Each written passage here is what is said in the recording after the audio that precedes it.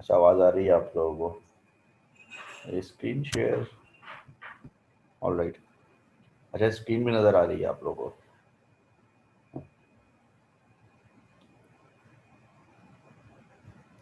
ठीक है। लेकिन ये आपके सामने जो है वो ऑसिलेशन का चैप्टर लिखा हुआ नज़र आ रहा है आपको, और ये चैप्टर हमने स्टार्ट किया था लास्ट क्लास में। इसमें सबसे पहले मैंने आपको ये बताया था कि जो टाइप ऑफ मोशंस होती हैं फंडामेंटली तीन तरह की होती हैं, ठीक है ना। एक तो कोई ऑब्जेक्ट लीनियरली मूव करता है, यानी कि स्ट्रेट लाइन में मूव करता है, या फिर कोई ऑब्जेक्ट रोटेशनली मूव करता है, यानी कि रोटेट करता है, गोल गोल घूमता है, या फिर कोई ऑब्जेक्ट जो है वो वाइब्रेट करता है, यानी कि ऑसिलेट करता है। अब लीनियर मोशन तो आप बचपन से पढ़ते आ रहे हैं काइनेमैटिक्स में। रोटेशनल मोशन यानी कि सर्कुलर मोशन आपने इस सिलेबस के पहले चैप्टर में पढ़ लिया आपने। सर्कुलर मोशन का पहला चैप्टर हमने पढ़ा था, उसमें पढ़ लिया आपने। और जो ऑसिलेटरी मोशन है वो अब हम पढ़ने जा रहे हैं। सबसे पहले हमने डिफाइन किया था कि ऑसिलेटरी मोशन क्या होती है। तो देखिए भाई, ऑसिलेटरी मोशन जो है वो हम कहते हैं टू एंड फ्रो मोशन को। ऑसिलेटरी मोशन हम कहते हैं टू एंड फ्रो मोशन को।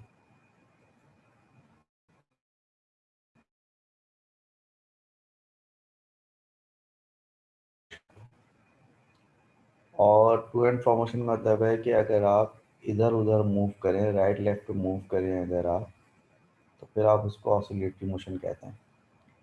तो आप फर्स्ट करें एक पॉइंट है, उस पॉइंट के इधर जाते हैं, फिर उधर जाते हैं, फिर इधर जाते हैं, फिर उधर जाते हैं, तो इसको हम अंग्रेजी में टू एंड फ्रो कहते हैं। किसी पॉइंट के इधर उधर इर्द गिर्द मूव करना, इसको आप वाइब्रेशन या ऑसिलेशन या ऑसिलेटरी मोशन कहते हैं।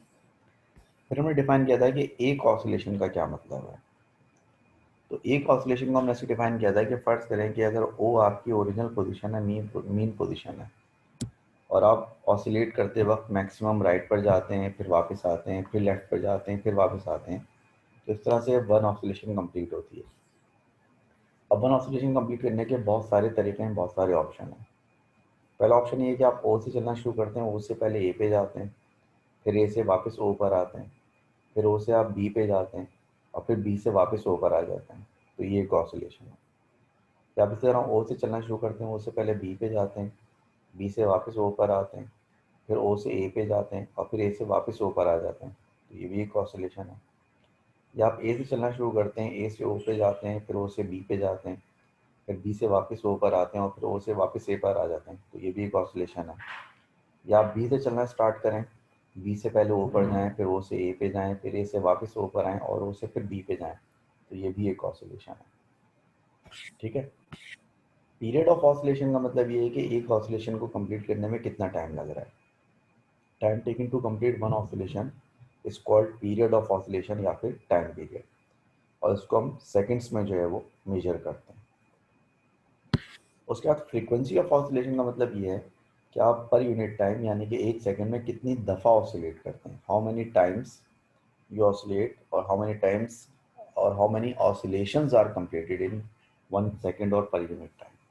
So number of oscillations completed per unit time is called frequency of oscillation, small f. And frequency of oscillation is reciprocal of time period, और frequency is normally measured in hertz, और 1 hertz का मतलब 1 second inverse होता है। Angular frequency जो है वो हम ओमेगा को कहते हैं, और ये वही ओमेगा है जो कि हमने जो है सर्कुलर मोशन में इस्तेमाल किया था फॉर एंगुलर स्पीड। तो जो सर्कुलर मोशन में एंगुलर स्पीड होती है वही चीज़ ऑसिलेशंस में एंगुलर फ्रीक्वेंसी होती है। सो एंगुलर फ्रीक्वेंसी ओमेगा बराबर है 2 पाई अपॉन टाइम पीरियड के, या फिर 2 पाई एफ के। यहाँ पर एफ का मतलब है नॉर्मल फ्रीक्वेंसी, जो सिंपल फ्रीक्वेंसी हमने ऊपर डिफाइन की है। इसकी कोई डेफिनेशन नहीं होती। बस एग्जामिनर अगर आपसे पूछे कि व्हाट इज एंगुलर फ्रीक्वेंसी, तो आप सिंपली लिख देंगे W omega is equal to 2 pi. Displacement का मतलब ये होता है कि जब आप ऑसिलेट कर रहे होते हैं, तो आप मीन पोजीशन से जितना दूर होते हैं वो आपका डिस्प्लेसमेंट होता है। यानी कि एट एनी मोमेंट आप सेंटर से मीन पोजीशन से जितना राइट पर होंगे या लेफ्ट पर होंगे, जितना दूर होंगे वो आपका डिस्प्लेसमेंट होगा। अगर आप मीन पोजीशन पर ही होंगे तो उस वक्त आपका डिस्प्लेसमेंट ज़ीरो होगा। इसके अलावा हमने ये भी डिस्कस किया था कि डिस्प्लेसमेंट जो है वो एक वेक्टर क्वांटिटी है, और अगर आप मीन पोजीशन के राइट पर होंगे तो राइट साइड पे आपके जितने भी डिस्प्लेसमेंट हैं सारे पॉजिटिव होंगे। और अगर आप मीन पोजीशन की लेफ्ट साइड पर होंगे तो आपके जो सारे डिस्प्लेसमेंट होंगे वो क्या होंगे, नेगेटिव होंगे। एम्पलीट्यूड का क्या मतलब होता है, एम्पलीट्यूड का मतलब ये होता है कि आप मैक्सिमम कितना राइट पर या मैक्सिमम कितना लेफ्ट पर जा सकते हैं। तो आप मैक्सिमम जितना राइट पर जा सकते हैं या मैक्सिमम जितना लेफ्ट पर जा सकते हैं वो आपका एम्पलीट्यूड है, यानी कि आपका मैक्सिमम पॉसिबल डिस्प्लेसमेंट। और ये स्केलर होता है, यानी कि इसमें प्लस माइनस नहीं होता। एम्पलीट्यूड अगर राइट साइड पे 5 है तो लेफ्ट साइड पे भी 5 ही कहलाएगा, लेकिन डिस्प्लेसमेंट अगर राइट साइड पे 4 है तो +4 कहलाएगा, और डिस्प्लेसमेंट लेफ्ट साइड पे 4 है तो वो -4 कहलाएगा। लेकिन एम्पलीट्यूड दोनों साइड पर पॉजिटिव कहलाएगा, क्योंकि एम्पलीट्यूड का मतलब सिर्फ ये होता है कि मैक्सिमम आप कितना दूर जा रहे हैं, चाहे राइट हो चाहे लेफ्ट हो, उसमें माइनस प्लस का कोई चक्कर नहीं होता। फिर मैंने डिस्कस किया था simple harmonic motion. Simple harmonic motion की मैंने डेफिनेशन लिखी थी कि सिंपल हार्मोनिक मोशन जो है वो एक ऑसिलेटरी मोशन को कहते हैं, जिसमें एक्सीलरेशन और डिस्प्लेसमेंट जो होते हैं वो आपस में डायरेक्टली प्रोपोर्शनल होते हैं।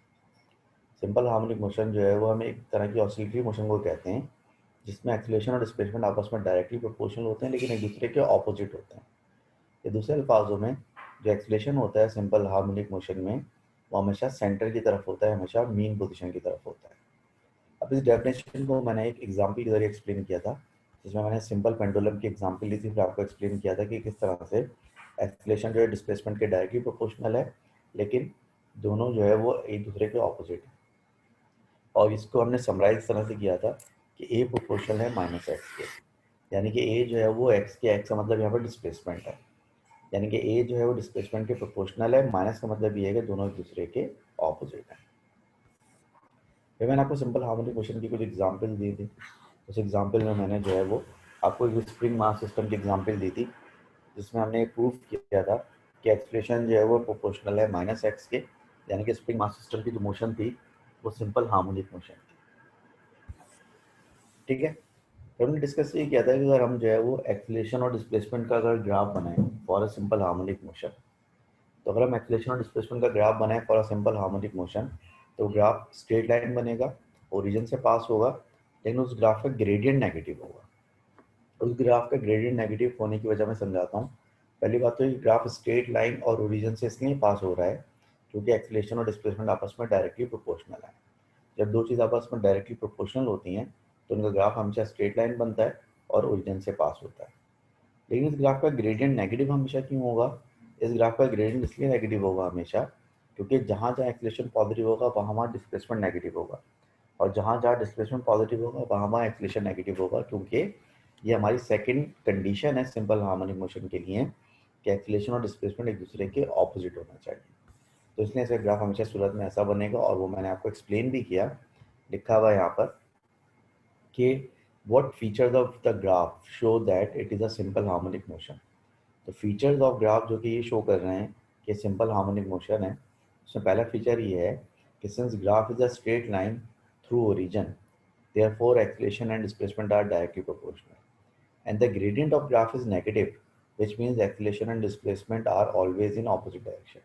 यानी चूंकि ग्राफ का ग्रेडियंट नेगेटिव है तो इसका मतलब ये है कि एक्सीलरेशन और डिस्प्लेसमेंट हमेशा एक दूसरे के ऑपोजिट होंगे।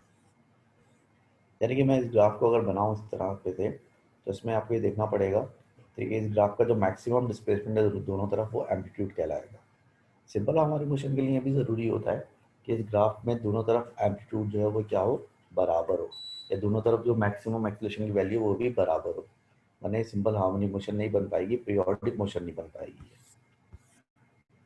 और आपको एग्जाम भी के जरिए समझाया भी था।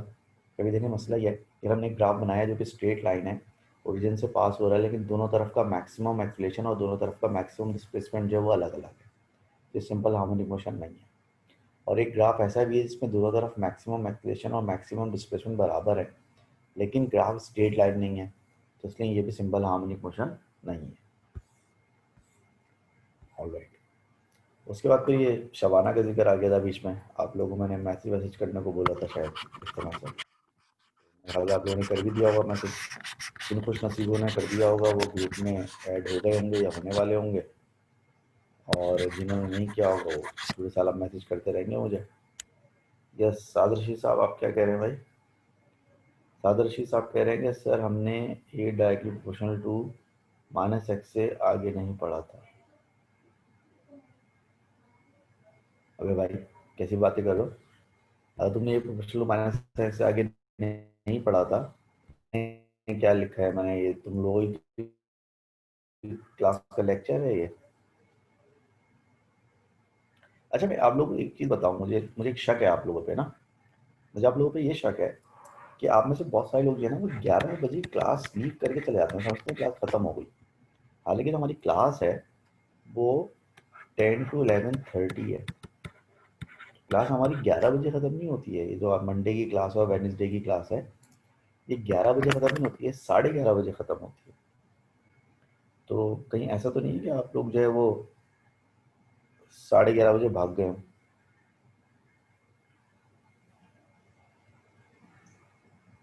अच्छा, आप लोगों को वेडनेसडे को क्लैश होता है? एक और क्लास है, कौन सी क्लास से क्लैश होता है हाशमी साहब आपका?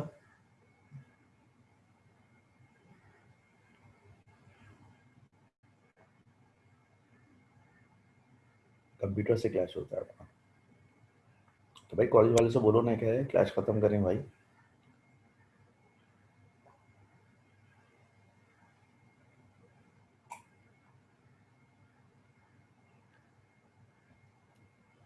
अच्छा,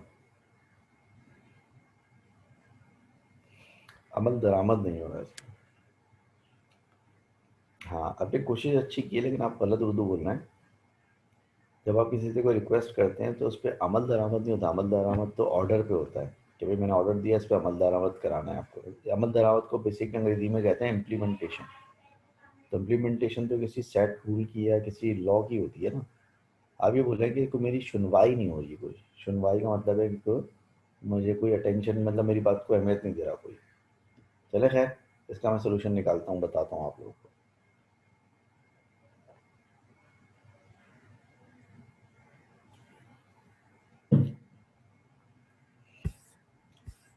अच्छा, चलिए अब ज़रा ये बात मैं जो मैंने लास्ट टाइम छोड़ी थी वहाँ से हम स्टार्ट करते हैं।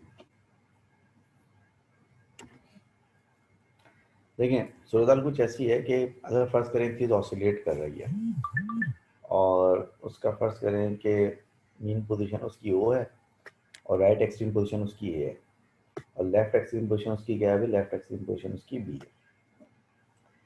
तो सबसे पहले अगर मैं यहाँ पर एक्स का मतलब डिस्प्लेसमेंट है, ए का मतलब एक्सलेशन है, बी का मतलब वेलोसिटी है। तो सबसे पहले अगर मैं सेंटर में देखूँ यानी मीन पोजीशन में देखूँ, तो उसका डिस्प्लेसमेंट क्या होना चाहिए? जीरो होना चाहिए। क्योंकि डिस्प्लेसमेंट आप नापते ही सेंटर से हैं। सही है, क्योंकि आप डिस्प्लेसमेंट जो है वो नापते ही सेंटर से हैं। तो सेंटर पे अगर आप मौजूद हैं तो आपका डिस्प्लेसमेंट क्या होगा? आपका डिस्प्लेसमेंट दायरे पर जीरो होगा। अच्छा, इसके अलावा एक्सलेशन और डिस्प्लेसमेंट आपस में डायरेक्टली प्रोपोर्शनल है। तो सेंटर में अगर डिस्प्लेसमेंट जीरो है तो इसका मतलब है कि एक्सलेशन भी जीरो होगा। फिर सेंटर में अगर डिस्प्लेसमेंट जीरो तो इसका मतलब है कि फिर एक्सलेशन भी जीरो होगा। ठीक है, एक सेकंड ज़रा रुकिएगा, मैं एक चीज़ कर लूँ।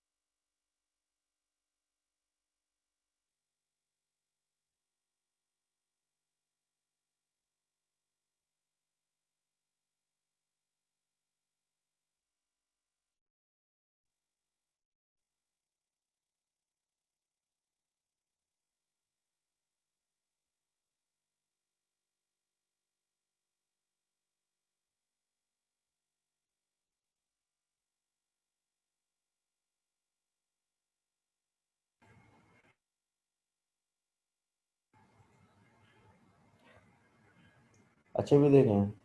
तो मसला ये है कि मैं ये कह रहा था कि अगर फर्ज करें, क्या हो गया स्क्रीन, आपको स्क्रीन शेयर नहीं हो रही? हाँ हो रही है, शेयर अब हो रही है। तो मैं कह रहा था कि जब कोई चीज़ वाइब्रेट कर रही होती है तो सेंटर में यानी मीन पोजीशन पर उसका जो डिस्प्लेसमेंट होता है वो ज़ीरो होता है और उसका एक्सलेशन भी ज़ीरो होता है। ठीक है, उसका जो है एक्सलेशन भी ज़ीरो होता है और उसका उसका जो है डिस्प्लेसमेंट भी ज़ीरो होता है।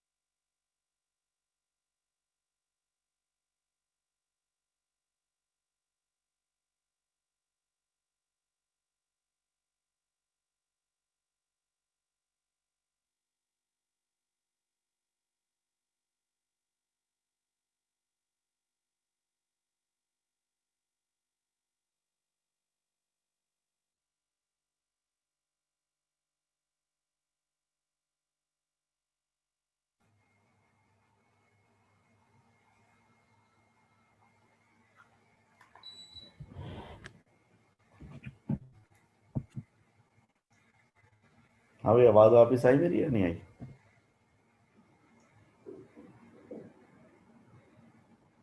तो क्या तुम लोगों की क्लास जो है ना बहुत ही यार, बस तुम लोग की क्लास में होते हैं सारे मसले।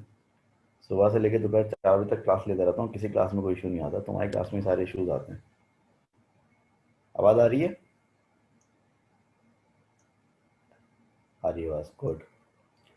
चले, मैं तो तीसरी दफ़ा बोल रहा हूँ, मैं ये बात मैं ये बताने की कोशिश कर रहा हूँ, बता नहीं पा रहा कि जब कोई चीज़ ऑसिलेट कर रही होती है तो मीन पोजीशन पर क्या होता है, मीन पोजीशन पर उसका डिस्प्लेसमेंट ज़ीरो होता है, क्योंकि डिस्प्लेसमेंट आप नापते ही सेंटर से हैं।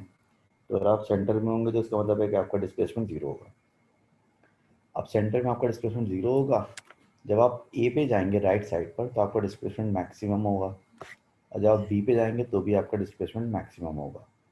लेकिन अभी थोड़ी देर पहले मैंने आपसे कहा था कि हम सेंटर से राइट पर डिस्प्लेसमेंट को पॉजिटिव लेते हैं और सेंटर से लेफ्ट पर हम डिस्प्लेसमेंट को नेगेटिव लेते हैं। तो लिहाजा राइट पे जो हमारा डिस्प्लेसमेंट होगा वो मैक्सिमम पॉजिटिव में होगा, और लेफ्ट साइड पे जो हमारा डिस्प्लेसमेंट होगा वो मैक्सिमम होगा लेकिन नेगेटिव में होगा। अच्छा, चूंकि सिंपल हार्मोनिक मोशन में एक्सीलरेशन और डिस्प्लेसमेंट आपस में डायरेक्टली प्रोपोर्शनल होते हैं, तो लिहाजा जहाँ पर एक्स जीरो होगा वहाँ पर ए भी जीरो होगा। लिहाजा सेंटर में चूंकि डिस्प्लेसमेंट जीरो है तो एक्सीलरेशन भी जीरो होगा, और राइट साइड पे चूंकि एक्सीलरेशन पॉजिटिव मैक्सिमम है तो एक्सीलरेशन आपका नेगेटिव मैक्सिमम होगा, क्योंकि जहाँ पर एक्सीलरेशन मैक्सिमम होता है वहीं पे डिस्प्लेसमेंट मैक्सिमम होता है, लेकिन दोनों दूसरे के ऑपोजिट होते हैं। इसी तरह लेफ्ट एक्सट्रीम पॉइंट पे चूंकि आपका डिस्प्लेसमेंट नेगेटिव में मैक्सिमम है तो आपका एक्सीलरेशन जो है वो पॉजिटिव पे मैक्सिमम होगा। ठीक है भाई। अच्छा, अब आ जाएं स्पीड पे। जब आप जो है वो ए से बी की तरफ जाएंगे, बी से ए की तरफ जाएंगे, तो आपकी स्पीड जो मैक्सिमम होगी वो कहाँ पर मैक्सिमम होगी? वो सेंटर में मैक्सिमम होगी। ये बात ध्यान में रखें कि ऑसिलेशन के दौरान ए पे जाके आपको रुकना होता है और फिर आप यू टर्न लेते हैं इमरान खान की तरह, फिर आप ओ पे आते हैं, फिर आप बी पे जाते हैं, फिर आप बी पे रुकते हैं, फिर दोबारा से आप यू टर्न लेते हैं। तो चूंकि आप ए और बी पे रुककर आपको यू टर्न लेना है, तो ए और बी पे तो आपकी स्पीड ज़ीरो हो जाएगी, लेकिन ए और बी के दरमियान और बी और ए के दरमियान भागते वक्त आपकी स्पीड सबसे ज़्यादा कहाँ पर होगी? सेंटर में, क्योंकि बी से आगे आपकी स्पीड बढ़ रही होगी, ओ तक मैक्सिमम होगी, फिर जैसे ही ए आने लगेगा आप ब्रेक लगाने लगेंगे तो स्पीड कम होने लगेगी। ऐसे जब आप ए से चलेंगे तो आपकी स्पीड जीरो होगी, ए से जब आप चलेंगे ओ की तरफ तब आपकी स्पीड बढ़ती रहेगी, ओ पे जाके मैक्सिमम हो जाएगी। और फिर चूंकि बी पे आपको ब्रेक रुकना है तो आप ओ के बाद फिर ब्रेक लगाना शुरू कर देंगे, आपकी स्पीड फिर कम होना शुरू हो जाएगी। तो जो आपकी मैक्सिमम स्पीड होगी थ्रू आउट वो कहाँ पर होगी, वो हमेशा ऊपर होगी।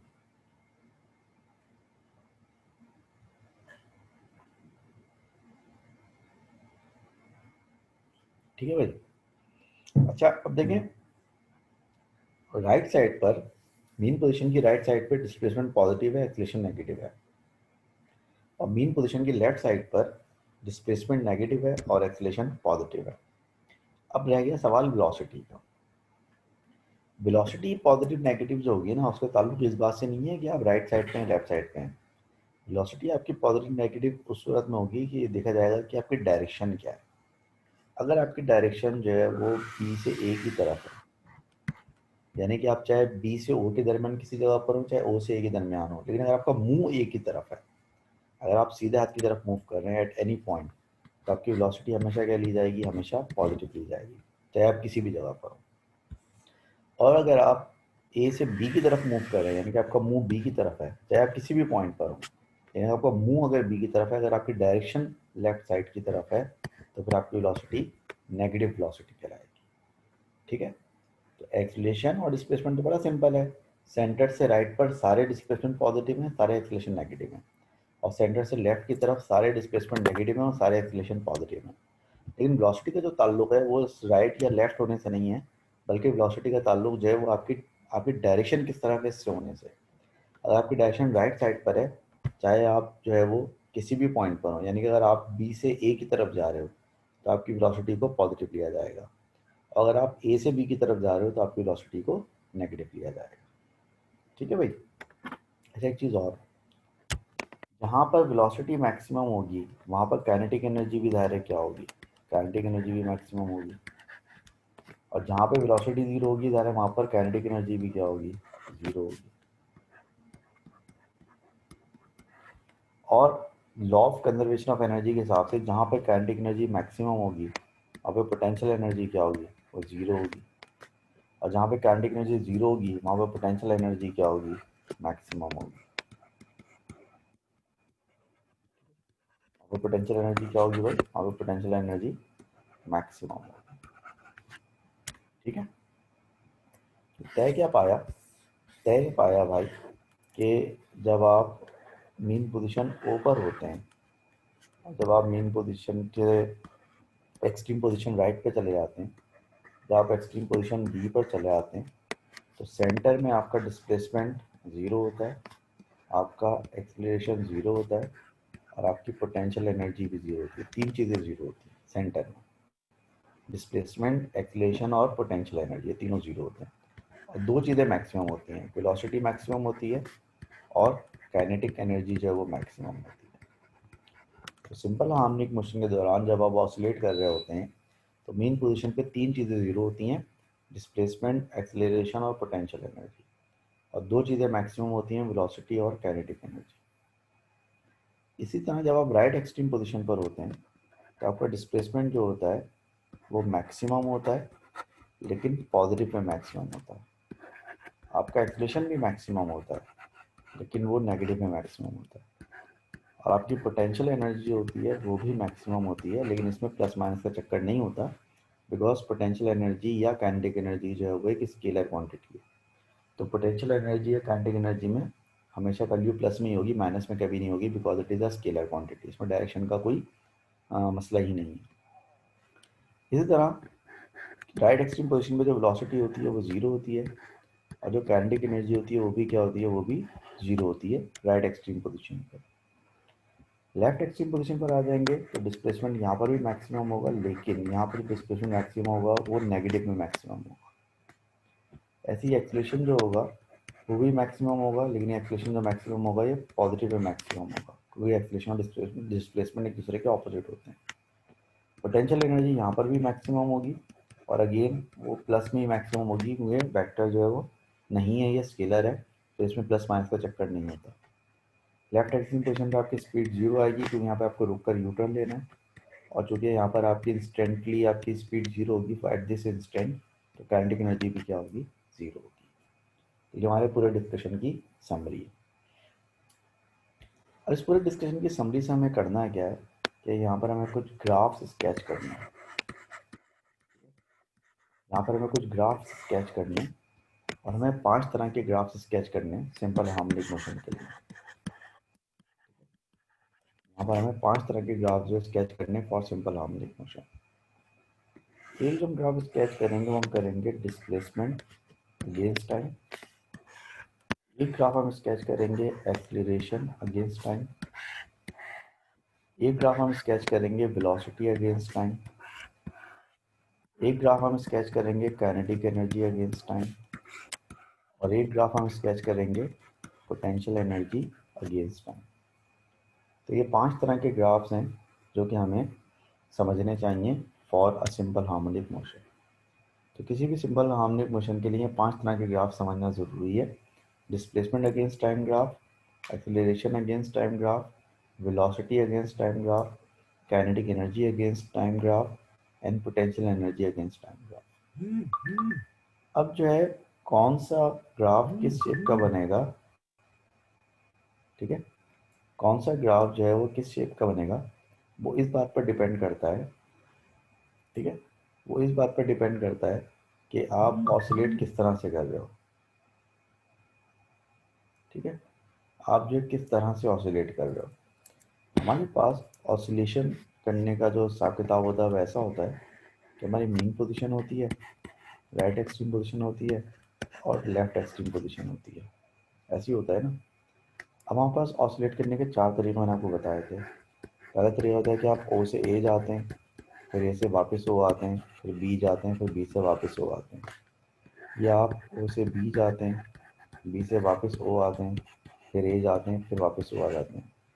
या तीसरा तरीका मैंने बताया था कि आप ए से पहले ओ जाते हैं, फिर ओ से बी जाते हैं, बी से वापस ओ आते हैं, और फिर फाइनली ए पर आ जाते हैं। या चौथा तरीका मैंने बताया था कि आप बी से पहले चल के ओ पे जाते हैं, ओ से चल के ए पे जाते हैं, ए से वापस ओ पर आते हैं, और ओ से वापस बी पे आ जाते हैं। तो इन चारों में से भी किसी भी एक तरीके से आप ऑसिलेशन कंप्लीट कर सकते हैं। अब इन चारों पॉसिबिलिटीज़ के लिए हम ये पांचों ग्राफ जो है बनाएंगे, यानी कि हम 5 ग्राफ बनाएंगे फॉर दिस पॉसिबिलिटी, फिर हम ये 5 ग्राफ बनाएंगे फॉर दिस पॉसिबिलिटी, फिर हम ये 5 ग्राफ बनाएंगे फॉर दिस पॉसिबिलिटी, और फिर हम 5 ग्राफ बनाएंगे फॉर दिस पॉसिबिलिटी, ठीक है। ये हो गई 4 पॉसिबिलिटीज़। अब आप इन चारों पॉसिबिलिटीज़ के लिए जब ये ग्राफ बनाएंगे तो पहली पॉसिबिलिटी हमारी ये है कि हम ओ से चलना शुरू करेंगे ना। तो हम ओ से चल के पहले कहाँ जाएंगे, ए पे, फिर ए से चल के वापस कहाँ आएंगे भाई, ओ पे, फिर ओ से चल के कहाँ जाएंगे हम, बी पे, और फिर बी से चल के वापस हम कहाँ जाएंगे, ओ पर। ये हमारी पहली पॉसिबिलिटी है वाइब्रेट करने की, सिंपल हार्मोनिक मोशन में ऑसिलेट करने की। ग्राफ हमें 5 बनाने, ठीक है, हमें 5 ग्राफ बनाने। पहला ग्राफ जो हमें बनाना है वो बनाना है टाइम और डिस्प्लेसमेंट का ग्राफ, डिस्प्लेसमेंट अगेंस्ट टाइम। दूसरा ग्राफ जो हमें बनाना है वो हमें बनाना है टाइम का और एक्सीलरेशन का ग्राफ। तीसरा जो हमें ग्राफ बनाना है वो हमें बनाना है टाइम और वेलोसिटी का ग्राफ। चौथा जो हमें ग्राफ बनाना है हमें बनाना है टाइम और काइनेटिक एनर्जी का ग्राफ। और पांचवा जो हमें ग्राफ बनाना है सिचुएशन में वो हमें बनाना है टाइम और पोटेंशियल एनर्जी का ग्राफ। ये 5 ग्राफ हम स्केच करेंगे फॉर दिस पॉसिबिलिटी। इसके लिए हम ये करते हैं कि हम कुछ परपेंडिकुलर ड्रॉ कर लें ताकि हमें आसानी रहे रेफरेंस के लिए।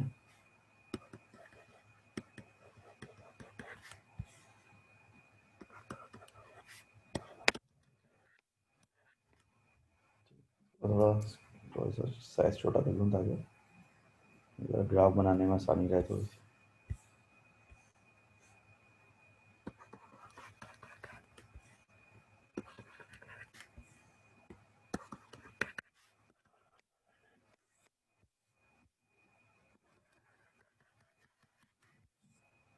मैं रेफरेंस के लिए मैं परपेंडिकुलर ड्रॉ कर रहा हूँ।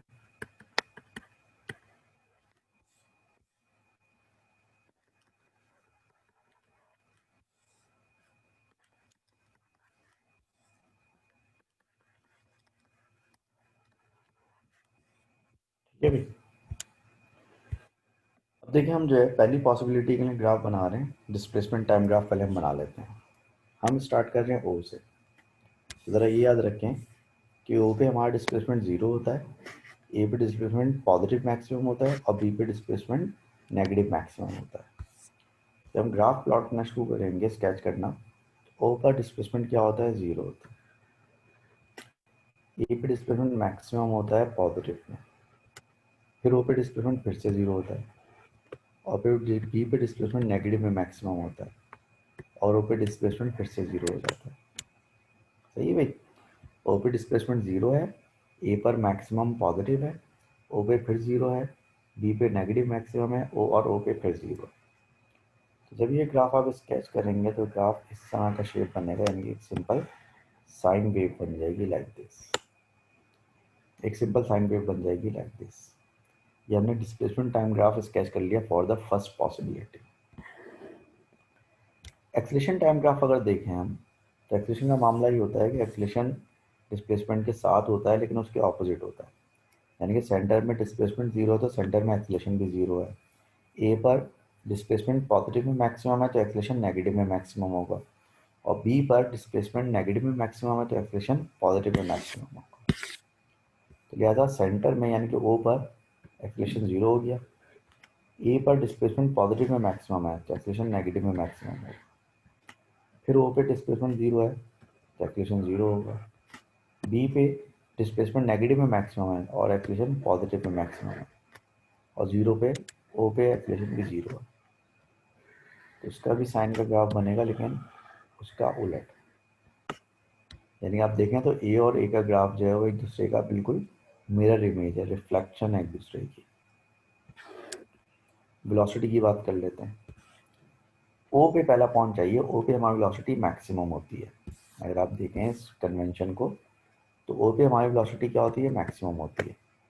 लेकिन अब ये मैक्सिमम पॉजिटिव होगी या मैक्सिमम नेगेटिव होगी, इस बात का फैसला इस बात से होगा कि इसका मुंह किस तरफ है।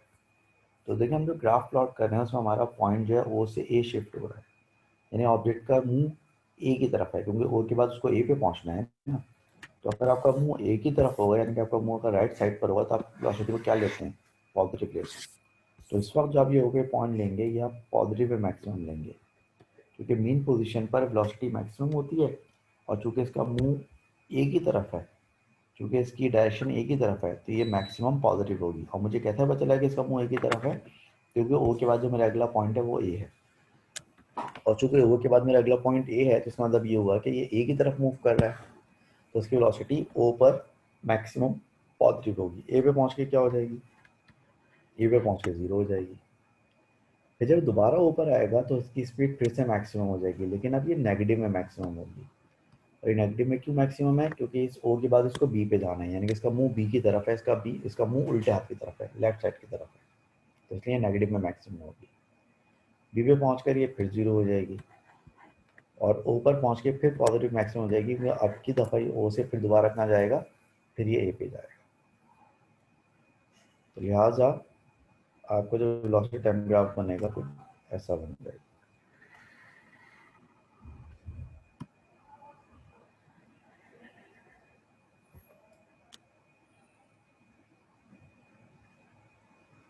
ठीक है भाई। तो लिहाजा आपको वेलोसिटी टाइम ग्राफ इस तरह का बन जाएगा, कोसाइन का ग्राफ बन जाएगा। अब आ जाए आप काइनेटिक एनर्जी पर। ओ पर चूंकि आपकी स्पीड मैक्सिमम है, ओ पर चूंकि आपकी स्पीड मैक्सिमम है, एक सेकंड रुकिएगा जरा आप लोग।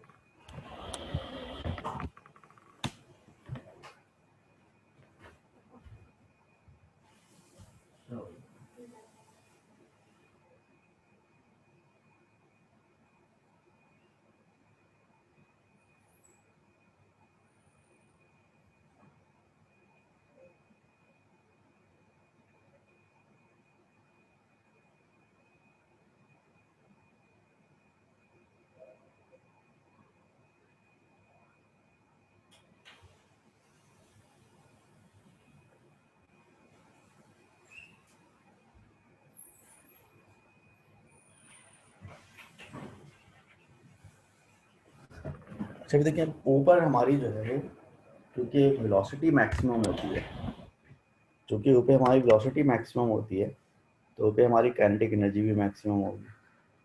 ठीक है, फिर उसके बाद हम ए पे गए, ए पे हमारी वेलोसिटी जीरो, तो काइनेटिक एनर्जी भी जीरो होगी। अब जब हम बी पे गए, तो बी पर हमारी वेलोसिटी नेगेटिव में मैक्सिमम है, लेकिन काइनेटिक एनर्जी तो नेगेटिव नहीं हो सकती ना, क्योंकि काइनेटिक एनर्जी तो स्केलर होती है। तो अगर बी पे हमारी वेलोसिटी नेगेटिव में मैक्सिमम है, तो चाहे वो नेगेटिव में मैक्सिमम हो चाहे पॉजिटिव में मैक्सिमम हो, काइनेटिक एनर्जी क्या होगी, मैक्सिमम है। फिर हम बी पर आए, बी पे हमारी स्पीड जीरो है, तो काइनेटिक एनर्जी भी जीरो होगी।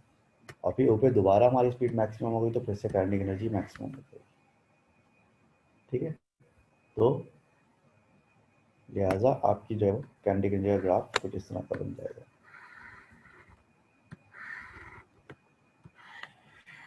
ठीक है, आप में से जो मैथ्स वाले होंगे, और ना सिर्फ मैथ्स वाले होंगे बल्कि समझदार भी होंगे, तो वो समझ रहे होंगे ये मॉडुलस कॉस्ट का ग्राफ बन गया। अब आ जाए पोटेंशियल एनर्जी पर। जिस जगह काइनेटिक एनर्जी मैक्सिमम होती है, उस जगह पोटेंशियल एनर्जी क्या होती है, जीरो। और जिस जगह काइनेटिक एनर्जी जीरो होती है, उस जगह पोटेंशियल एनर्जी क्या होती है, मैक्सिमम। Zero, maximum, zero.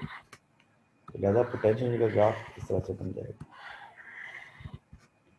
और मैथ्स वाले समझ रहे होंगे कौन सा ग्राफ है, ये मॉडुलस पोटेंशियल एनर्जी का ग्राफ है। कौन सा ग्राफ है, मॉडुलस पोटेंशियल एनर्जी का ग्राफ है ये।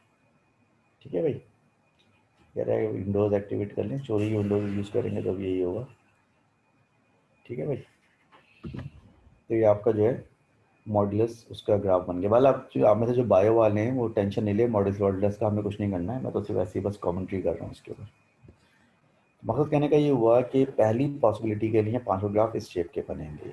ठीक है, डिस्प्लेसमेंट टाइम ग्राफ हो गया, एक्सीलरेशन टाइम ग्राफ हो गया, वेलोसिटी टाइम ग्राफ हो गया, काइनेटिक एनर्जी टाइम ग्राफ हो गया, और पोटेंशियल एनर्जी टाइम ग्राफ हो गया।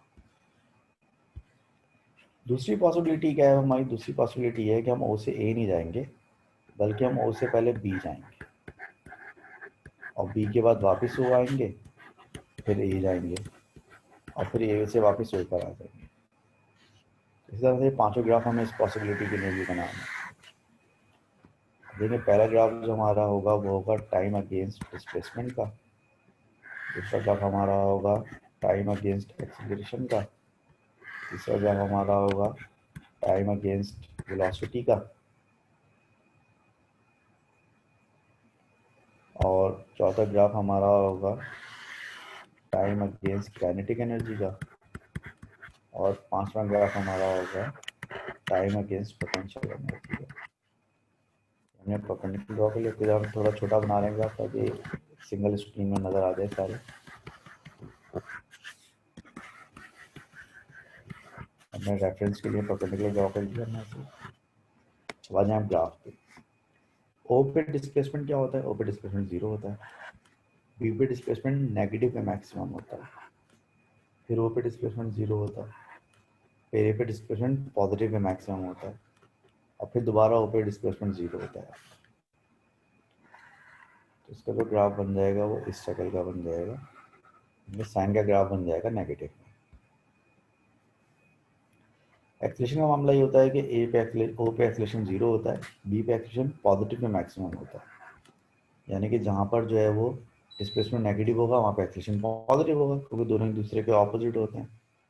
ओ पे दोबारा से एक्सीलरेशन जीरो होता है, ए पे फिर से एक्सीलरेशन नेगेटिव में मैक्सिमम होता है, और ओ पे दोबारा एक्सीलरेशन जीरो होता है। ठीक है, या इसका जो ग्राफ बनेगा वो इस तरह से बन जाएगा, यानी कि पॉजिटिव का साइन बन जाएगा। बन गया भाई। अब आ जाए वेलोसिटी पे। ओ पे वेलोसिटी मैक्सिमम होती है, लेकिन वो वेलोसिटी अब मैक्सिमम पॉजिटिव होगी या मैक्सिमम नेगेटिव होगी, वो डिपेंड करता है कि आपका मुंह किस तरफ है। तो भाई आपका मुंह तो बी की तरफ है, क्योंकि आप ओ से बी की तरफ जा रहे हैं, आपकी अगली डेस्टिनेशन बी है, तो आपकी ज़्यादा डायरेक्शन बी की तरफ होगी, और बी की तरफ जाने का मतलब है कि आपकी वेलोसिटी नेगेटिव में मैक्सिमम होगी, ये नेगेटिव में मैक्सिमम होगी। बी पे पहुंच के आपकी वेलोसिटी जीरो हो जाएगी। अब की दफ़ा ओ पे जब आप पहुंचेंगे तो आपकी वेलोसिटी पॉजिटिव मैक्सिमम होगी, क्योंकि आपकी अगली डेस्टिनेशन ओ है, अब आपका मुंह राइट साइड पर है। तो ओ पे इसने आपकी वेलोसिटी को मैंने मैक्सिमम में पॉजिटिव में लिया है। ए पे पहुंच के फिर वेलोसिटी जीरो हो जाएगी, और अब की दफ़ा जब आप ओ पे पहुंचेंगे तो आपकी वेलोसिटी नेगेटिव में मैक्सिमम होगी, क्योंकि अब आपका अगला डेस्टिनेशन बी है, आप उल्टे हाथ की तरफ मूव कर रहे हैं। तो लिहाजा आपका ग्राफ जो है वो कुछ इस तरह से करके बन जाएगा, समथिंग लाइक दिस। ठीक है भाई, अब आ जाए आप काइनेटिक एनर्जी पर। क्योंकि यहाँ पर आपकी स्पीड नेगेटिव में मैक्सिमम है तो आपकी काइनेटिक एनर्जी भी मैक्सिमम होगी। यहाँ पर स्पीड जीरो है, काइनेटिक एनर्जी जीरो होगी। यहाँ पर स्पीड मैक्सिमम है, काइनेटिक एनर्जी मैक्सिमम होगी। यहाँ पे स्पीड जीरो है, काइनेटिक एनर्जी जीरो होगी। यहाँ पे स्पीड मैक्सिमम है, काइनेटिक एनर्जी मैक्सिमम है। तो आपको काइनेटिक एनर्जी ग्राफ इस तरह का बन जाएगा, समथिंग लाइक दिस। ठीक है भाई, तो उसके बाद अब आ जाए पोटेंशियल एनर्जी का।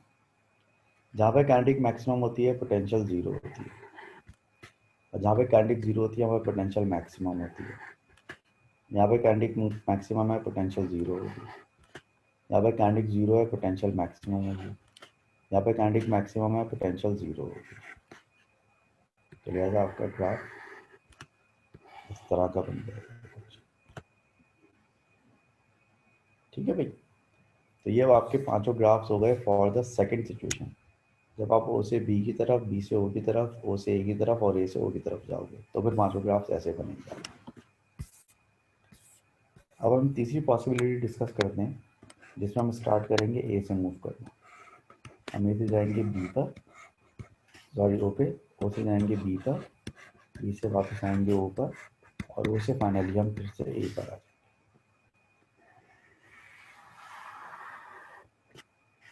ये हमारे पांचों ग्राफ हैं। टाइम का ग्राफ, डिस्प्लेसमेंट, एक्सीलरेशन, वेलोसिटी,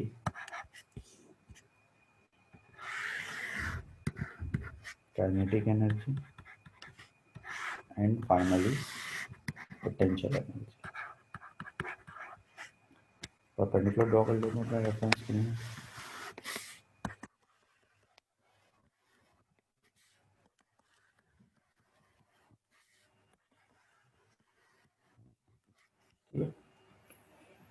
अब देखें, ए पर हमारा डिस्प्लेसमेंट मैक्सिमम में होता है और पॉजिटिव में मैक्सिमम में होता है, अगर आपको याद हो अभी तक ये मैंने यहाँ पे लिखा हुआ है। ए पर आपका डिस्प्लेसमेंट मैक्सिमम पॉजिटिव होता है। ठीक है, ए पे डिस्प्लेसमेंट आपका मैक्सिमम हो गया, ओ पे जाके जीरो हो जाता है। बी पे जाके नेगेटिव में मैक्सिमम होता है, ओ पे फिर जीरो हो जाता है, और ओ पर फिर से, ए पर फिर से मैक्सिमम पॉजिटिव हो जाता है। जो ग्राफ बनेगा वो कुछ इस शक्ल का बन जाएगा, समथिंग लाइक आपका डिस्प्लेसमेंट टाइम ग्राफ बन गया। वजह एक्सीलरेशन पे, ए पे डिस्प्लेसमेंट आपका पॉजिटिव में मैक्सिमम होता है, एक्सीलरेशन नेगेटिव में मैक्सिमम होता है। ओ पर एक्सीलरेशन जीरो होता है, बी पे पॉजिटिव मैक्सिमम, ओ पे जीरो एंड ए पे नेगेटिव में मैक्सिमम। ये ग्राफ इस तरह का बन जाएगा, समथिंग लाइक दिस। ठीक है, उसके बाद स्पीड पे आ जाए। ए पे आपकी स्पीड जीरो होती है, ओ पर स्पीड मैक्सिमम होती है, लेकिन इस वाले ऊपर आपकी स्पीड नेगेटिव में मैक्सिमम होगी। मुझे किस तरह पता चला है नेगेटिव में मैक्सिमम होगी? क्योंकि आपकी अगली मंजिल बी है, यानी आप ओ से बी की तरफ जा रहे हो, आपका मुंह उल्टे हाथ की तरफ है, लेफ्ट साइड की तरफ है, बी की तरफ है, इसलिए नेगेटिव में मैक्सिमम है। बी पे जाके स्पीड फिर जीरो हो जाएगी आपकी। अब की दफ़ा ऊपर आएंगे तो पॉजिटिव में मैक्सिमम होगी, क्योंकि आपका मुंह ए की तरफ है, राइट साइड की तरफ है, और ओ पे, ए पे जाके फिर से जीरो हो जाएगी स्पीड। तो लिहाजा अब आपकी जो ग्राफिक टाइम ग्राफ पे जो शेप बनेगा वो कुछ इस तरह का बनेगा, something like this. Kinetic energy का जहाँ तक ताल्लुक है, तो चूंकि ओ पे, ए पे आपकी स्पीड जीरो है तो काइनेटिक एनर्जी भी जीरो होगी। यहाँ पर स्पीड मैक्सिमम है तो काइनेटिक एनर्जी भी मैक्सिमम होगी। यहाँ पे स्पीड जीरो है तो काइनेटिक एनर्जी भी जीरो होगी। यहाँ पर स्पीड मैक्सिमम है तो काइनेटिक एनर्जी मैक्सिमम होगी, और यहाँ पर स्पीड जीरो है तो काइनेटिक एनर्जी जीरो होगी। काइनेटिक एनर्जी आप ऐसा बन जाएगा। पोटेंशियल एनर्जी का मसला ये होता है कि जहाँ पे काइनेटिक जीरो होती है वहाँ पोटेंशियल मैक्सिमम होती है। यहाँ पे पोटेंशियल जीरो होगी, यहाँ पोटेंशियल मैक्सिमम होगी, यहाँ पोटेंशियल जीरो होगी, यहाँ पोटेंशियल मैक्सिमम होगी।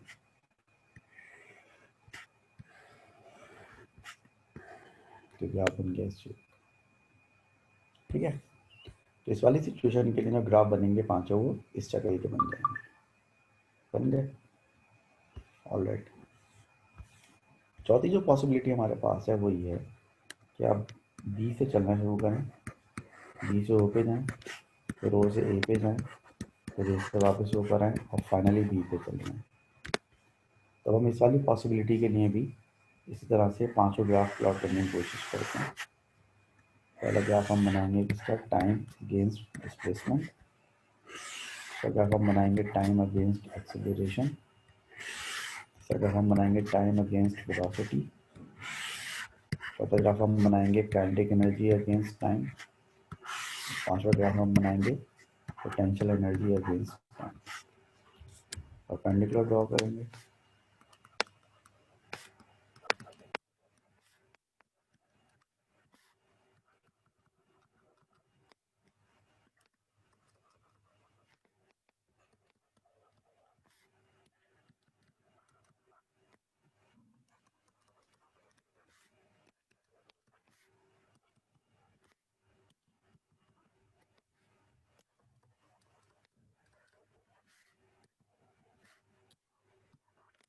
परपेंडिकुलर ड्रॉ कर लीजिए।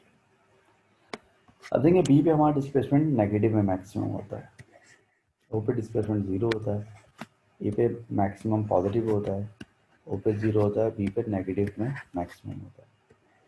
तो आपका ग्राफ इस शक्ल का बन जाएगा। एक्सेलेरेशन का मामला उलट होगा, बी पे एक्सेलेरेशन पॉजिटिव में मैक्सिमम होगा, ओ पे जीरो होगा, ए पे नेगेटिव में मैक्सिमम होगा, ओ पे जीरो होगा और बी में पॉजिटिव में मैक्सिमम होगा। तो ग्राफ का उलट बन जाएगा, रिफ्लेक्टेड इमेज। बी पे वेलोसिटी जीरो होगी, ओ पे वेलोसिटी मैक्सिमम पॉजिटिव होगी, उसका मुंह एक ही तरफ है। ए पे जीरो होगी, ओ पे फिर नेगेटिव में मैक्सिमम होगी और बी पे फिर से जीरो हो जाएगी।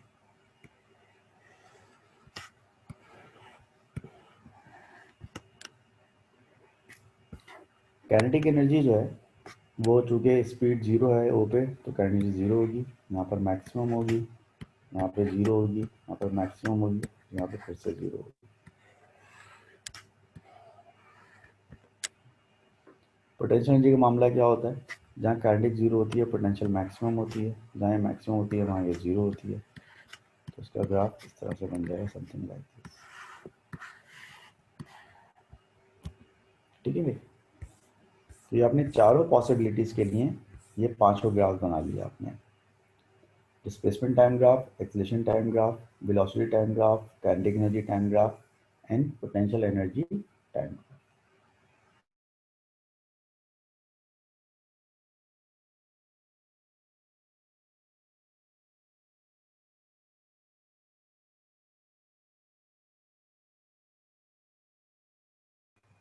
ग्राफ बनाते हैं, वेव्स बनाते हैं ना, तो कुछ ग्राफ्स होते हैं हमारे पास साइन और कॉस के। मिसाल के तौर पर अगर आप ये ग्राफ बनाते हैं ये इस तरह से, तो ग्राफ कहलाता है साइन का ग्राफ। कौन सा ग्राफ कहलाता है, साइन का ग्राफ कहलाता है ये। और ये पॉजिटिव साइन का ग्राफ कहलाता है। अगर आप यूं बनाए इसी ग्राफ को, तो ये नेगेटिव साइन का ग्राफ कहलाता है।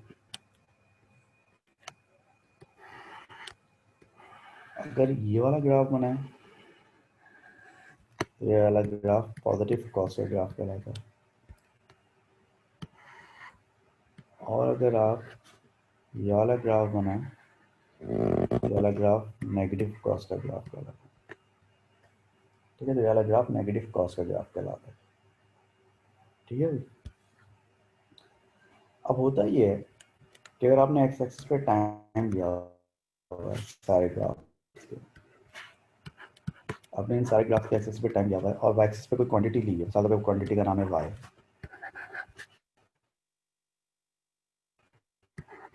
वाई एक्सिस पे आपने क्वांटिटी ली है, उस क्वांटिटी का नाम क्या है, उस क्वांटिटी का नाम वाई। ठीक है, और ये इस वाई की पीक वैल्यू है यानी कि वाई नॉट। ये भी इसकी पीक वैल्यू है यानी कि वाई नॉट। ये पीक वैल्यू यानी कि वाई नॉट। ये मैक्सिमम वैल्यू है, पीक वैल्यू वाई नॉट। तो ये जो ऊपर जो मैंने ग्राफ बनाया है, जिसको मैं प्लस साइन का ग्राफ कह रहा हूँ, इस ग्राफ की क्वेश्चन बनती है कि y बराबर होता है y not sine omega t के। ठीक है। ऐसे ही इस वाली ग्राफ की क्वेश्चन बनेगी कि y बराबर होता है minus y not sine omega t. इस वाले ग्राफ की क्वेश्चन ये बनेगी कि y बराबर होगा y naught cos omega t के बराबर।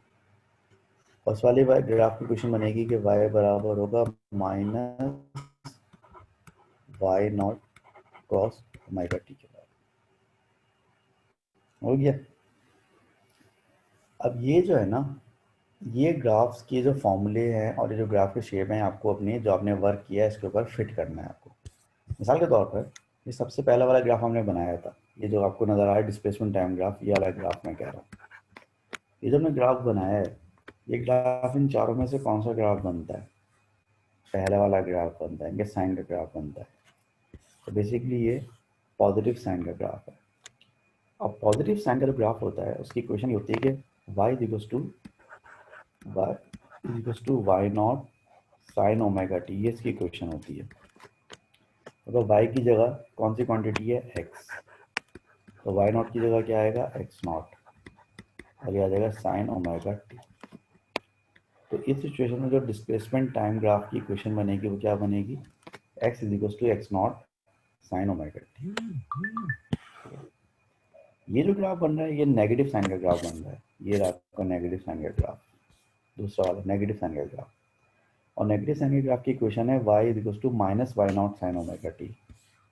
इस वाले ग्राफ की इक्वेशन इस फॉर्मेट में होना चाहिए, y is equal to minus y not sine omega t. तो यहाँ पर y एक्सिस पे क्या चीज़ है? एक्सीलरेशन। तो y की जगह आ जाएगा a is equal to minus a not sine omega t. तब a की जगह आ जाएगा minus a not sine omega t. ठीक है जी।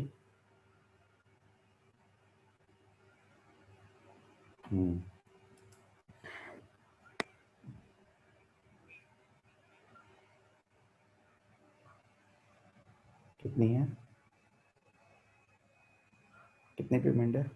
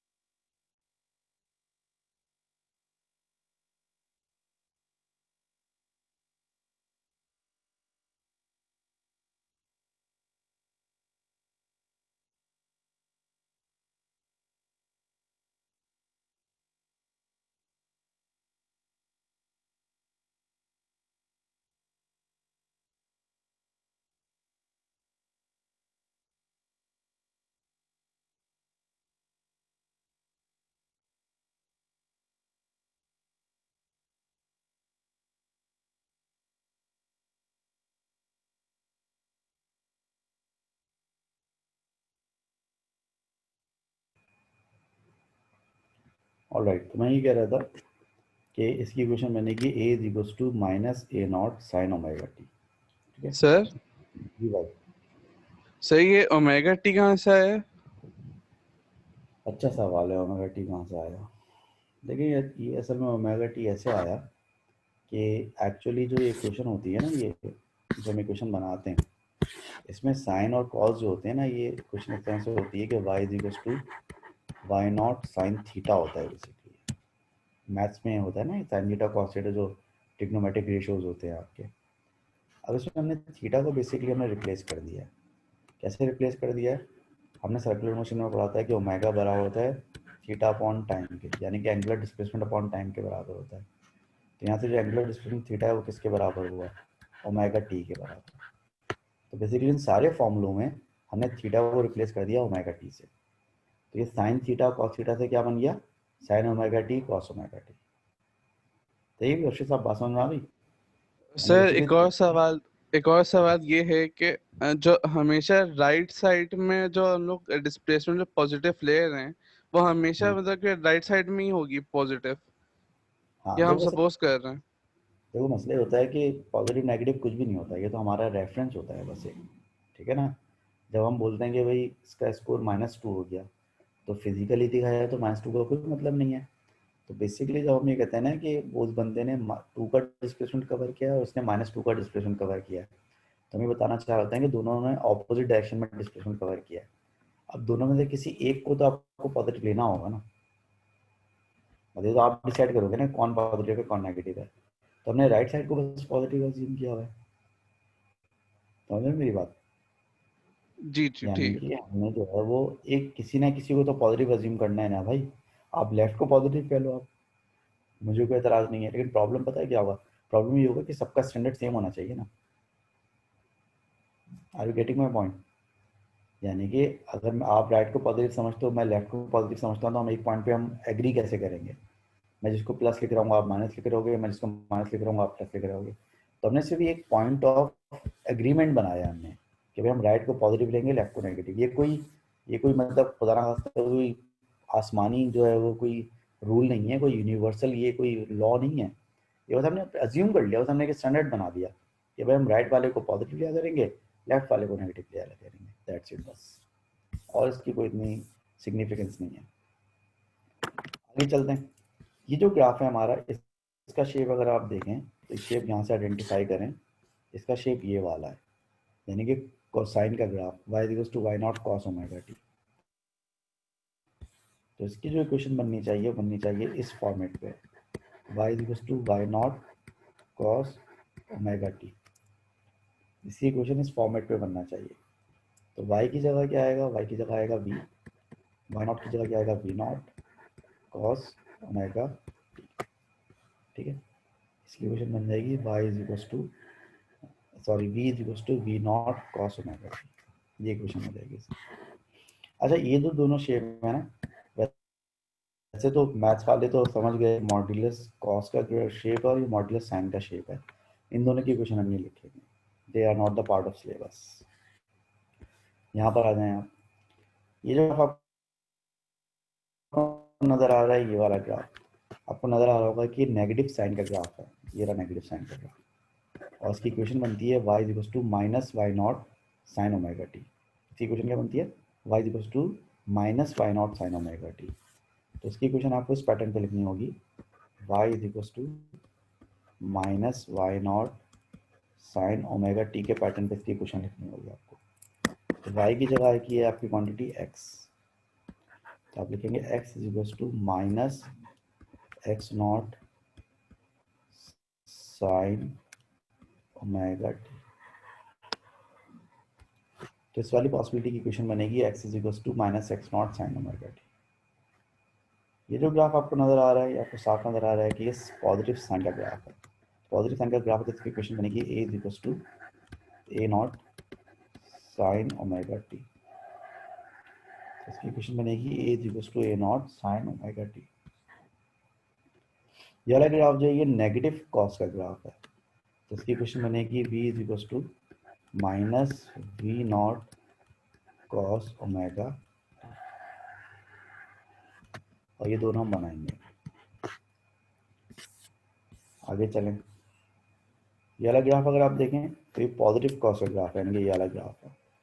और पॉजिटिव कॉस का ग्राफ होने वाला है, इसकी इक्वेशन बनेगी x is equals to x not cos omega t, ठीक है। इसकी जो इक्वेशन बनेगी x is equals to x not cos omega T.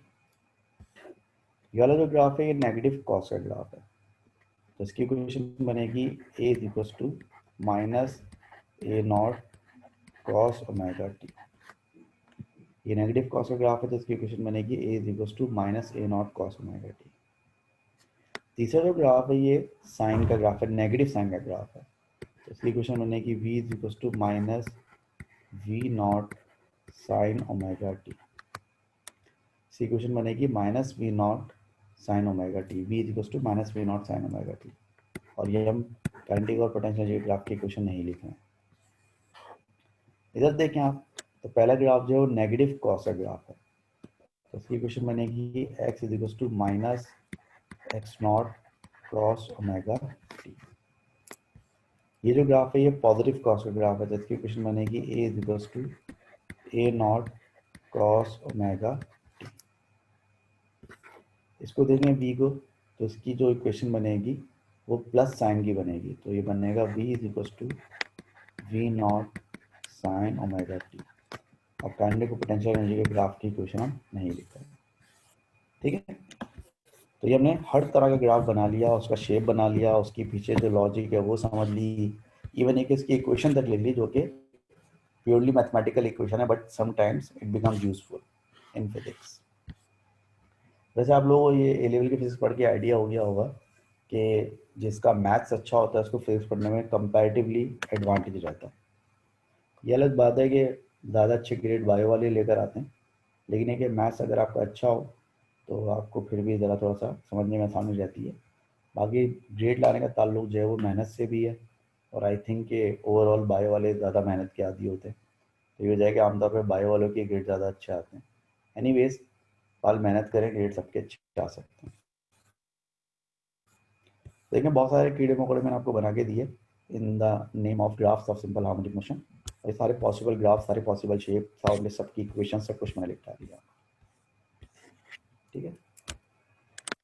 इसके बाद जो अगली चीज़ आप डिस्कस करेंगे वो है सम इम्पॉर्टेंट, कुछ इम्पॉर्टेंट फॉर्मूले यहाँ पर आप करेंगे, सिंपल हार्मोनिक मोशन के कुछ इम्पॉर्टेंट फॉर्मूले आप यहाँ पे करेंगे। इम्पॉर्टेंट फार्मूला है of simple harmonic motion. Simple harmonic motion के कुछ इंपॉर्टेंट फार्मूले हम यहाँ पे पढ़ेंगे। मिसाल के तौर पर जो सबसे पहला इंपॉर्टेंट फार्मूला है वो ये है कि एक्सलेशन जो होता है सिंपल हार्मोनिक मोशन में बराबर होता है माइनस ओमेगा स्क्वायर एक्स के, ठीक है।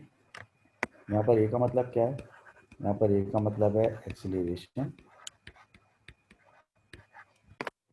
यहाँ पर एक्स का मतलब क्या है, यहाँ पर एक्स का मतलब है डिस्प्लेसमेंट,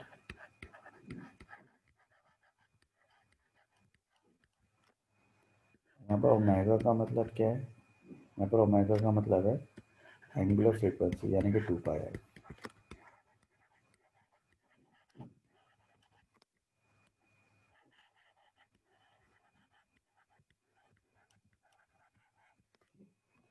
ओमेगा का मतलब है एंगुलर फ्रीक्वेंसी यानी कि 2 पाई आर, ठीक है। ये पहला फॉर्मूला हो गया। दूसरा फॉर्मूला क्या है, दूसरा फॉर्मूला है कि जब आप इसी एक्सलेशन का मैक्सिमम एक्सलेशन मालूम करोगे ए नॉट, मैक्सिमम एक्सलेशन कहाँ पर होगा, जहाँ पर डिस्प्लेसमेंट मैक्सिमम होगा यानी कि एक्स नॉट। तो यहाँ पर ए नॉट का मतलब क्या है, ए नॉट का मतलब है यहाँ पर मैक्सिमम एक्सेलरेशन,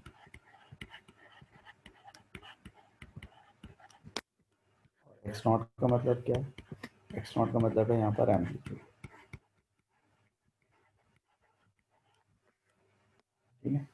और ओमेगा का मतलब वही है कि पहले होता था यानी कि एंगुलर फ्रीक्वेंसी। इस तरह यहाँ पर जो है वो आपका v यानी कि वेलोसिटी बराबर होगी plus minus omega under root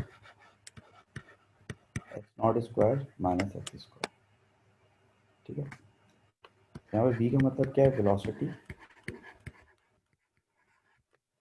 velocity कहाँ पर, एट डिस्प्लेसमेंट एक्स। देखिए मसला ये है कि वेलोसिटी तो आपकी चेंज होती रहती है ना, ओ पे मैक्सिमम होती है, ए और बी पे जीरो होती है। तो जब आप एक पर्टिकुलर डिस्प्लेसमेंट एक्स पर होंगे तो वहाँ पर जो आपकी वेलोसिटी होगी ये उसका फॉर्मूला है। ओमेगा का मतलब वही है एंगुलर फ्रीक्वेंसी, और एक्स नॉट का मतलब वही है जो मैंने ऊपर बताया आपको यानी कि एम्पलीट्यूड, और एक्स का मतलब है वो डिस्प्लेसमेंट डिस्प्लेसमेंट का आपको वेलोसिटी चाहिए, कहते हैं v not plus minus omega x not. V not का मतलब यहाँ पर क्या है, मैक्सिमम वेलोसिटी। ज़रा रिकॉल करें आप, मैक्सिमम वेलोसिटी कहाँ होती थी, मैक्सिमम वेलोसिटी सेंटर में होती थी, और सेंटर में एक्स की वैल्यू क्या होगी, जीरो। तो अगर मैं इस फॉर्मूले में एक्स की जगह जीरो पुट कर दूँ तो वी की जगह वी नॉट यानी कि मैक्सिमम वेलोसिटी आ जाएगा। और जब मैं एक्स की जगह जीरो पुट करूँगा तो एक्स नॉट स्क्वायर का अंडर रूट कैंसिल हो जाएगा, स्क्वायर से एक्स नॉट बाहर आ जाएगा, तो मैक्सिमम वेलोसिटी हो जाएगी plus minus omega x not.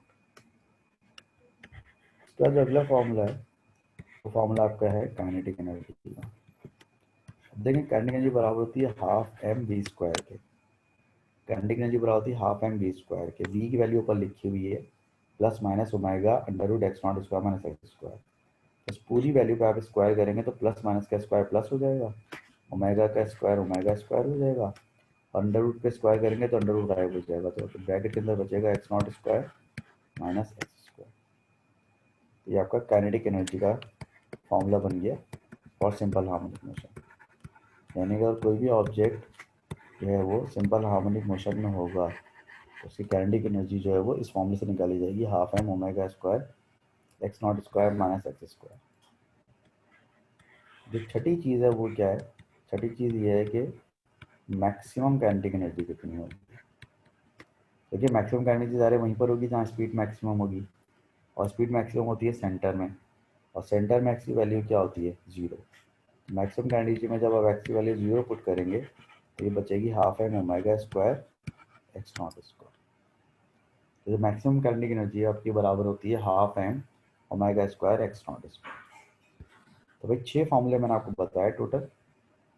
Acceleration बराबर है माइनस ओमेगा स्क्वायर एक्स के, फिर मैक्सिमम एक्सलेशन बराबर है minus omega square x not के, फिर वेलोसिटी एट एनी पॉइंट बराबर है plus minus omega under root x not square minus x square के, जहाँ पर एक्स का मतलब वो डिस्प्लेसमेंट है जिस डिस्प्लेसमेंट पे आपको वेलोसिटी चाहिए। मैक्सिमम वेलोसिटी वी नॉट बराबर है plus minus omega x not के। काइनेटिक एनर्जी का फॉर्मूला है half m omega square x not square minus x square, और मैक्सिमम काइनेटिक एनर्जी का फॉर्मूला है half m omega square x not square. ठीक है, तो ये हमने ऑसिलेशन का पहला पार्ट जो है कंप्लीट कर लिया। अब इसकी वर्कशीट है जो हम पे दी है, मेरे ख्याल से आज के लिए इतना काफ़ी है, बहुत सारा पढ़ लिया आज हमने। तो इसकी जो वर्कशीट है इंशाल्लाह ताला फिर हम कल जो है वो सॉल्व करेंगे, या वट जब भी आपकी क्लास में, मतलब परसों क्लास होगी शायद आपकी, मुझे नहीं पता कब है, जब भी क्लास है नेक्स्ट क्लास में इंशाल्लाह ताला फिर इसकी वर्कशीट को हम डिस्कस करेंगे। ठीक है जी, तो मिलते हैं इंशाल्लाह नेक्स्ट क्लास में।